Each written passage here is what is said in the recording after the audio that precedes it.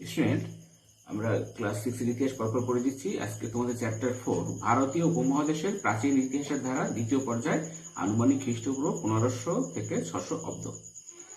এটার আজকে পার্ট 1 পড়াবো। চ্যাপ্টারটা অনেক বড়, তারপরে আরেকদিন পার্ট 2টা পড়িয়ে দেবো।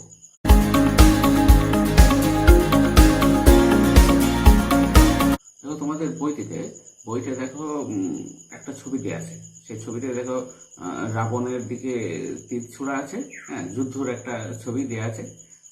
এবার দেখো, ঠাকুমার ঝুলি পড়ে তানিয়ার মনে অনেক প্রশ্ন তৈরি হলো। ঠাকুমার ঝুলি আমরা অনেকেই পড়ি, গল্প কাহিনী।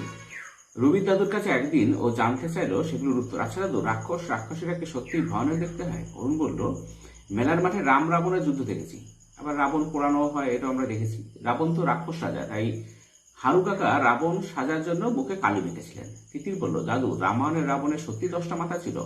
আসলে সত্যি 10টা মাথা ছিল কি, এটা কাল্পনিক, কল্পকাহিনী। আসলে তার বুদ্ধি প্রকট ছিল। এই 10 মাথা বলতে সেটাই বোঝানো হয়। দাদু সবসময় ওদের প্রশ্ন শুনে খুশি হন। বললেন, মানুষের কল্পনায় আর কথায় এভাবে গল্প গাথা তৈরি হয়। রাক্ষসের যে বর্ণনা তোমরা জানো, সে সবই মানুষের কল্পনা। রামায়ণের গল্প কথায় কিন্তু রাবণ খুব সুন্দর দেখতে ছিলেন। আর 10টা মাথা মানে 10 দিকে যার মাথা খাটে, মানে যার প্রখর বুদ্ধি আর কি। পলাশ বলল, তাহলে রাবণকে কবে থেকে আর কেন ভয়ানক ভাবা শুরু হলো? দাদু বললেন, এই তো ইতিহাসের কেন ও কবে তোমরা ভাবতে শুরু করেছ। রামায়ণ কি তা তোমরা সবাই জানো। সুরাই বলো, রামায়ণ তো রাম রাবণের যুদ্ধের গল্প। আচ্ছা দাদু, রামায়ণ কি ইতিহাস? দাদু বলেন, ইতিহাস সবেতেই আছে। কোথায় কতটা কিভাবে ইতিহাস লুকিয়ে আছে সেটা খোঁজাই ইতিহাসের গৈরিকতার কাজ। মানে তার মধ্যে তোমরা কতটা সত্য গ্রহণ করবে, এটাই তোমাদের কাজ আর কি। কোনো এক সময় একদল যাযাবর ঘুরতে ঘুরতে চলে এসেছিল ভারতীয় উপমহাদেশে। সেখানে পুরনো বাসিন্দাদের সঙ্গে তাদের শুরু হলো তাদের মেলামেশা। তার সঙ্গে চললো যুদ্ধ, লড়াই। সেই যুদ্ধে বেশিরভাগ সময় বাইরে থেকে আসা মানুষগুলো জিতে গেল। তারপর আস্তে আস্তে উপমহাদেশের উত্তর অংশে তারা বসতি তৈরি করলো। ধীরে ধীরে দক্ষিণ অংশে ছড়িয়ে পড়েছিল তারা। মনে করা হয় দক্ষিণ অংশে ছড়িয়ে পড়া সেই কাহিনী রামায়ণে পাওয়া যায়। যুদ্ধে জয় আর বসতি গড়ে তোলার কথা ঘিরে তৈরি হলো অনেক গল্প। সেগুলো ফিরতে লাগলো মুখে মুখে।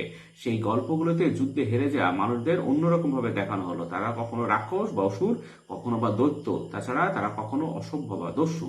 রামায়ণ সেই যুদ্ধে জেতা মানুষদের গল্প। তাই হেরে যাওয়া রাবণ সেখানে খারাপ ও ভয়ানক, মানে যারা জিতলো তারা, যারা হেরে গেল তাদের নামে উল্টো পাল্টা ভাবে প্রচার হলো আর কি। পরের দিন ইতিহাসের ক্লাসে দাদুর কথাগুলো বলল তানিয়া। দিদিমণি বললেন, রামায়ণ ও মহাভারতের গল্পের অনেক আগের গল্প কথাও জানা যায়। সেই সব কথা আছে বেদে। আজ আমরা সেই সময়ের কথাই জানবো।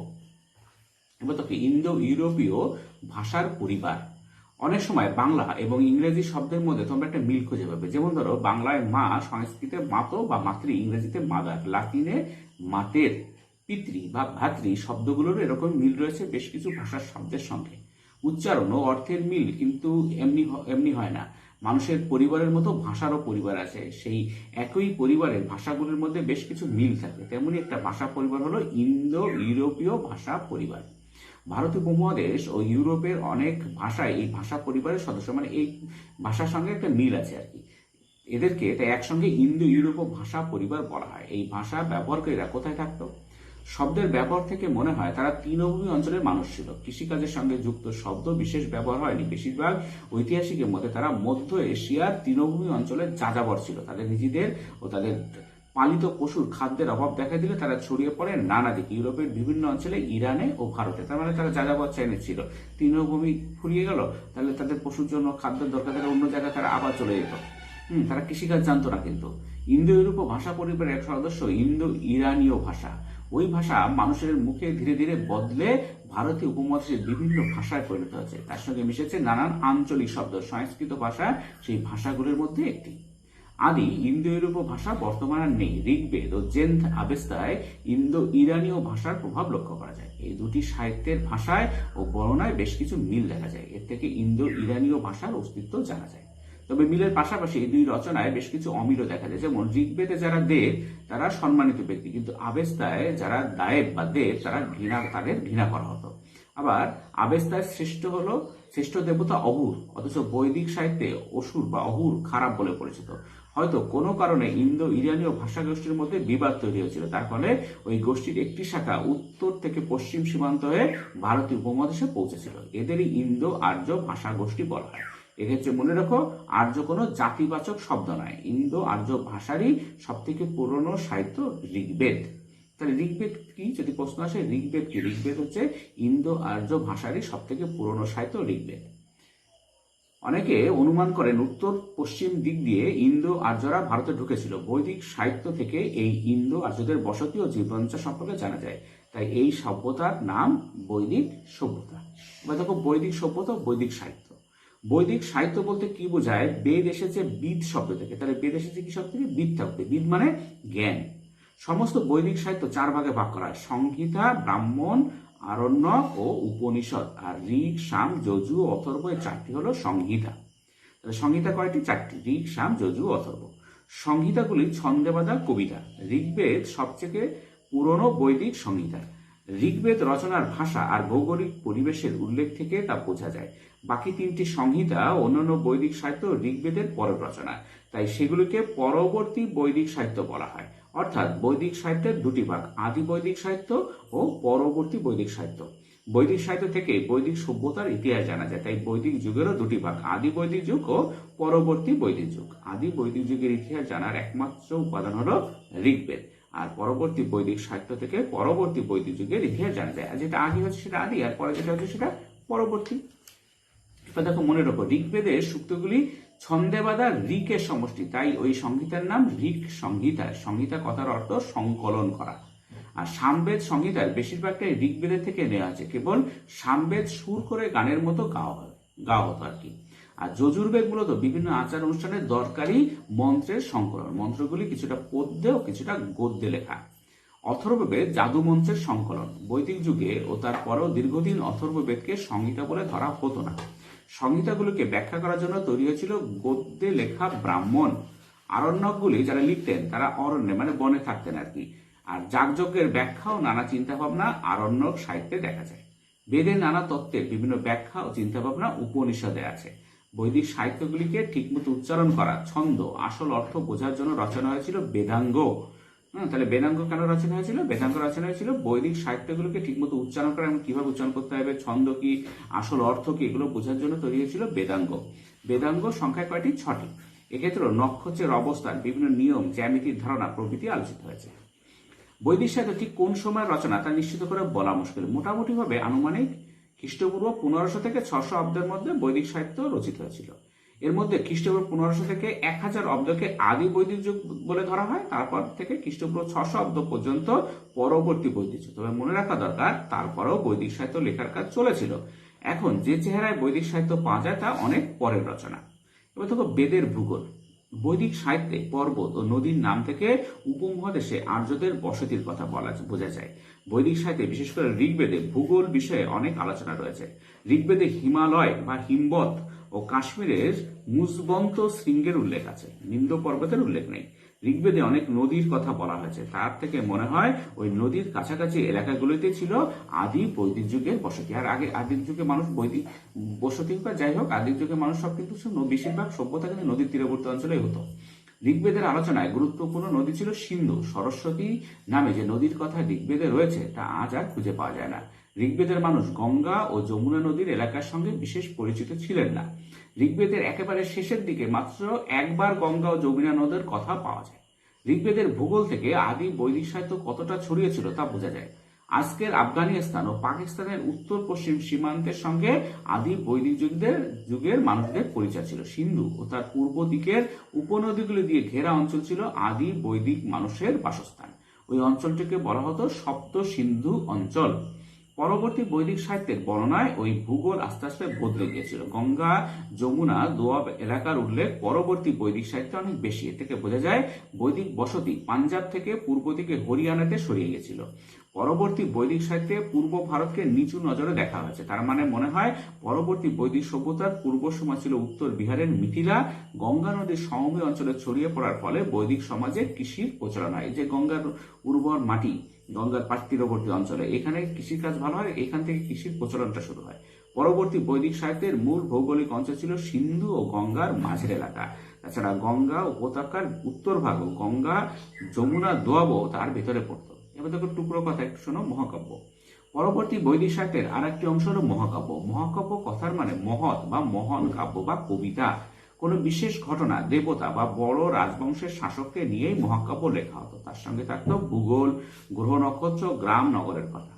সমাজ জীবনের নানা দিক, রাজনীতি, যুদ্ধ, উৎসবের কথাও মহাকাব্যের মধ্যে মিশে থাকতো। 7টি বা অন্তত 8টি স্বর্গ বা ভাগে ভাগ করা হতো মহাকাব্য। কবির মূল ঘটনার বা কাব্যের প্রধান চরিত্রের নামে মহাকাব্যের নাম দেওয়া হতো। প্রাচীন ভারতীয় উপমহাদেশে সব থেকে জনপ্রিয় মহাকাব্য ছিল রামায়ণ আর মহাভারত। দেখো, বৈদিক যুগ ও প্রত্নতত্ত্ব। বৈদিক সাহিত্যে তামা ও ব্রোঞ্জের ব্যবহারের কথা স্পষ্ট, মানে তামা ব্রোঞ্জ ওরা ব্যবহার জানত। শেষ দিকের রচনায় লোহার ব্যবহারের ধারণা পাওয়া যায়। ঘোড়া ছিল অন্যতম পালিত পশু। ঘোড়ায় টানা রথ ও তীর ধনুকের ব্যবহার ছিল উল্লেখযোগ্য বৈশিষ্ট্য। উপমহাদেশের হরপ্পা নাগরিক সভ্যতার অবসানের পরের প্রত্নতাত্ত্বিক অবশেষ পাওয়া যায় বিভিন্ন স্থানে। সেগুলি সবই গ্রামীণ সভ্যতার পরিচয় দেয়। এই সমস্ত কেন্দ্রগুলিতে ঘোড়ার ও পরবর্তী পর্যায়ে লোহার ব্যবহারের প্রমাণ পাওয়া যায়। তবে মনে রাখো, আগের থেকে আলাদা কোনো নতুন সভ্যতার চিহ্ন মেলে না। একটা মিশ্র বৈশিষ্ট্য এই অঞ্চলগুলিতে দেখা যায়। পরবর্তী বৈদিক যুগে এক রকমের মাটির পাত্র বানানো হতো। সেই পাত্রগুলির রং ছিল ধূসর। সেগুলির গায়েও ছবি আঁকা হতো। এদের বলা হতো চিত্রিত ধূসর মাটির পাত্র। হরিয়ানার ভগবানপুরায় খ্রিস্টপূর্ব 1600 খ্রিস্টপূর্ব 1000 অব্দ এটা পাওয়া যায় আর কি। লোহার ব্যবহারের আগের সময় প্রচুর পরিমাণে চিত্রিত ধূসর মাটির বাসন পাওয়া গেছে। এই মাটির পাত্র এলাহাবাদের পূর্ব দিকে বিশেষ পাওয়া যায়নি। অতরঞ্জি খেরা, হস্তিনাপুর, হইছত্র, নোহ প্রভৃতি জায়গাগুলোতে খ্রিস্টপূর্ব 1000 অব্দের পরের সময়ের মাটির বাসন ও লোহার ব্যবহারের প্রমাণ মেলে। এছাড়া অনেক জায়গায় প্রাচীন গ্রামের চিহ্ন খুঁজে পাওয়া গেছে। লোহার তীরের ফলা, বর্ষার ফলা, আংটি, পেরে, ছোড়া, বর্ষি, নানা ধরনের মাটির পাত্র, তামা ব্রোঞ্জের গয়না, মাটির তৈরি মানুষ ও পশুর মূর্তি পাওয়া গেছে। এবার দেখো, বৈদিক রাজনীতি। বৈদিক সাহিত্য মূলত ধর্মীয় সাহিত্য, কিন্তু তার থেকেও সেই সময়ের রাজনীতি বিষয়ে বেশ কিছু কথা জানা যায়। ঋগ্বেদে যুদ্ধে জিতে লুটপাট চালানোর জন্য দেবতার আশীর্বাদ চাওয়া হচ্ছে। আবার পরবর্তী বৈদিক সাহিত্যে শাসকদের জন্য বেশ কিছু যজ্ঞের কথাও রয়েছে। তবে রাজনীতির ঘটনায় সরাসরি বর্ণনা বৈদিক সাহিত্যে খুবই কম। তার মধ্যে টুকরো কথা দেখো, 10 রাজার যুদ্ধ। যুদ্ধের কথা ঋগ্বেদে অনেক আছে। তার মধ্যে বিখ্যাত হলো 10 রাজার যুদ্ধ। ভরত গোষ্ঠীর রাজা ছিলেন সুদাস। তার সঙ্গে অন্যান্য 10টি গোষ্ঠীর রাজাদের যুদ্ধ হয়েছিল। সুদাস 10 রাজার জোটকে হারিয়ে দিয়েছিলেন। এর ফলে ভরত গোষ্ঠীর রাজনৈতিক ক্ষমতা বেড়েছিল। নদীর ওপর একটি বাঁধ ভেঙে দিয়েছিলেন সুদাস। হয়তো নদীর জলের উপর অধিকার বজায় রাখার জন্য এমনটা করা হয়েছিল। এই যুদ্ধের সঙ্গে পরবর্তীকালে মহাভারতের কুরুক্ষেত্রের যুদ্ধের কিছুটা মিল রয়েছে। এবার দেখো, টুকরো কথা একটু শোনো। পরবর্তী বৈদিক রাজা। পরবর্তী বৈদিক সাহিত্যের এক জায়গায় রাজা হওয়ার একটা গল্প আছে। দেবতা ও অসুরদের মধ্যে যুদ্ধে প্রতিবারই দেবতারা অসুরদের কাছে হেরে যেতেন। চিন্তায় পড়ে দেবতারা জেতার উপায় ঠিক করার জন্য বসেন আলোচনায়। বোঝা যায় কোনো রাজা না থাকার জন্য দেবতাদের এই পরিণতি। এবার দেবতারা রাজা খুঁজতে লাগলেন। সবাই একমত হয়ে দেবতাদের মধ্যে সেরা বীর ইন্দ্রকেই রাজা বাছলেন। ইন্দ্র দেখতেও বেশ ভালো ছিলেন, তাই সবাই তাকে রাজা মেনে নিলেন। এবার কিন্তু দেবতারা ইন্দ্রের নেতৃত্বে জয়ী হতে থাকলেন। আসলে রাজা দরকার হয় কি, একজন নেতার দরকার, নেতৃত্ব দরকার। নেতৃত্ব না থাকলে যুদ্ধে জেতা যায় না। তো ঋগ্বেদে গ্রাম মানে শুধু গ্রামীণ বসতি নয়, ছোট্ট একটি সমষ্টিকেও গ্রাম বলা আছে। আলাদা কয়েকটি পরিবার নিয়ে সম্ভবত ওই ছোট জনগোষ্ঠী বা গ্রাম তৈরি হতো। ঋগ্বেদের জন, গণ, বিষ প্রভৃতি শব্দ অনেকবার ব্যবহার হয়েছে। সেগুলি দিয়ে গ্রামের থেকে বড় একটি জনগোষ্ঠীকে বোঝানো হতো। ঋগ্বেদে যুদ্ধে জেতা ও লুটপাটের নানান কথা রয়েছে। গবাদি পশু, ঘোড়া লুট হতো সব থেকে বেশি, কারণ তখন গবাদি পশু আর ঘোড়া এগুলোর চাহিদা ছিল আর কি। ঋগ্বেদে রাজা শব্দের নানান রকম ব্যবহার রয়েছে। রাজা কথার আক্ষরিক অর্থ নেতা। নেতা যে ধরনের দায়িত্ব সামলাতেন তার ভিত্তিতে ঠিক হতো তার নাম। রাজাকে বিশ্বপতি অর্থাৎ বিষ বা গোষ্ঠীর প্রধান বলা আছে। কখনো বা রাজা গোপতি বা গবাদি পশুর প্রভু বলে পরিচিত। ঋগ্বেদে রাজা মানুষ ও জমির দখল পায়নি, তাই নরপতি বা ভূপতি শব্দগুলোর ব্যবহার ঋগ্বেদে নেই। বিদত নামের একটি প্রতিষ্ঠানের কথা ঋগ্বেদে রয়েছে। রাজা ও বিশেষ সদস্যরা বিদতের সদস্য ছিলেন। সেখানে যুদ্ধের কথা আলোচনা হতো। আবার যুদ্ধে লুট করা সম্পদের ভাগ বটারা হতো। সেই ভাগাভাগির দায়িত্ব সামলাতেন রাজা। পরবর্তী বৈদিক যুগে রাজা শাসকে পরিণত হয়। তখন তিনি হলেন ভূপতি বা মহীপতি। ভূপতি হলেন ভূ অর্থাৎ জমির পতি বা মালিক। মহীপতি হলেন পৃথিবীর রাজা। রাজ্যের প্রজার বা জনগণের প্রধান হিসেবে রাজার উপাধি হল নৃপতি বা নরপতি, অর্থাৎ যিনি নৃ অর্থাৎ নর অর্থাৎ মানুষের রক্ষাকারী, তিনি রাজা। এভাবে গোষ্ঠীর নেতা হয়ে উঠলেন রাজা, মানে যে মানুষদের রক্ষা করবে সেই রাজা। জনগণ পরিণত হলো তার অনুগত প্রজায়। পরবর্তী বৈদিক যুগের রাজনৈতিক অবস্থা বদলে গিয়েছিল। ব্রাহ্মণ সাহিত্যে দেবতা ও অসুরদের লড়াই তার উদাহরণ। রাজা যে এলাকাটি শাসন করতেন তাকে রাজ্য বলা হতো। পরবর্তী বৈদিক যুগে উপজাতি বা গোষ্ঠীর নামে অঞ্চলের নাম হতে থাকে, যেমন কুরু, পাঞ্চাল ইত্যাদি। এভাবে অঞ্চল থেকে প্রাথমিকভাবে রাজ্যের ধারণা গড়ে ওঠে। একটি নির্দিষ্ট অঞ্চলের উপর দখল থাকলে তবে কেউ রাজা হতে পারত। ধরা হতো সেই অঞ্চলের মানুষেরা ওই রাজার শাসন মেনে চলবে। শাসন কাজ চালানোর জন্য রাজার কিছু কর্মচারী থাকবে, আর থাকবে সেনাবাহিনী। রাজার কথা এলেই প্রজার কথা এসে পড়ে। রাজা যে অঞ্চলে শাসন করতেন সেখানকার বাসিন্দারাই তার প্রজা। প্রজা না থাকলে রাজার শাসন চলবে না। প্রজাদের সমস্যা মেটাবেন রাজা, তার বিনিময়ে প্রজারা রাজাকে মেনে চলবে। এটাই ছিল সেকালের নিয়ম। প্রাচীনকালে রাজা হওয়ার অনেক উপায় ছিল। কেউ যুদ্ধে জিতে রাজা হতেন, কেউ আবার রাজার ছেলে হিসেবে পরবর্তী রাজা হতেন, মানে বংশানুক্রমে রাজার ছেলে রাজা, তার ছেলে রাজা, এরকম। কখনো বা গোষ্ঠীর সবাই মিলে নিজেদের মধ্যে থেকে একজনকে রাজা হিসেবে বাছাই করত। রাজারা অনেক সময় পুরোহিতদের পরামর্শে নানা রকম যজ্ঞের আয়োজন করতেন, যেমন অশ্বমেধ যজ্ঞ, রাজসূয় যজ্ঞ, বাজপেয় যজ্ঞ ইত্যাদি। যুদ্ধে যাওয়ার আগে কিছু যজ্ঞ হতো। যুদ্ধে জিতে ফিরে এসেও যজ্ঞ করতেন রাজারা। যজ্ঞের মধ্যে দিয়ে রাজারা নিজেদের ক্ষমতা জাহির করতে চাইতেন। শাসকদের নানা রকম যজ্ঞ অনুষ্ঠানের কথা পরবর্তী বৈদিক সাহিত্যে বলা হয়েছে।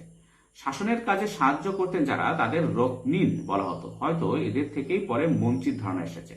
পরবর্তী বৈদিক যুগে বিধতের কথা পাওয়া যায় না, তার বদলে সভা ও সমিতির গুরুত্বের কথা জানা যায়। সভাতে বয়স্ক ব্যক্তিরা যোগ দিতেন। গোষ্ঠীর সভায় সম্ভবত সমিতির সদস্য ছিল। সমিতিতে নানা রকম রাজনীতি বিষয়ে আলোচনা করা হতো। এবার দেখো, বেদের যুগে কর আর কর দেওয়া নেওয়ার একটা প্রথা ছিল আর কি। গোষ্ঠী জীবনে প্রথম দিকে জমির উপর নেতার কোনো অধিকার ছিল না, কিন্তু নেতৃত্ব চালানোর জন্য তার ধন সম্পদের দরকার ছিল। তার সম্ভবত কৃষি থেকেই পেতেন শাসকরা। ঋগ্বেদের যুগে শাসকরা কর নিতেন, তবে জোর করে করের বোঝা প্রজাদের উপর চাপিয়ে দেওয়া হতো না। প্রজারা নিরাপদে থাকার জন্য স্বেচ্ছায় এক ধরনের কর রাজাকে দিত। ঋগ্বেদে এই কর বলি নামে পরিচিত। আর বলি জিনিসটা কি, ঋগ্বেদে বলি হচ্ছে কর, রাজাকে এক প্রকার অর্থ দেয়া আর কি, কর দেয়া, যাতে রাজা সেই প্রজাদের শাসন করবেন, প্রজাদের সমস্যা মেটাবেন এবং তাকে রাজার প্রজারা কর দেবে। পরবর্তী বৈদিক যুগে দলপতি সম্ভবত জোর করে বলি কর আদায় করতেন। অর্থাৎ পরবর্তী বৈদিক যুগে কর হয়ে উঠেছিল বাধ্যতামূলক। যুদ্ধে যারা হেরে যেত তাদের থেকেও রাজারা জোর করে কর আদায় করতেন। স্টুডেন্টস, আজকে পর্যন্ত। পরের পাঠে আলোচনা করব বৈদিক সভ্যতার অর্থনীতি, সমাজ এবং বাকিগুলো। আজকে পর্যন্ত, পরের ভিডিও দেখা হবে। Thank you very much for watching.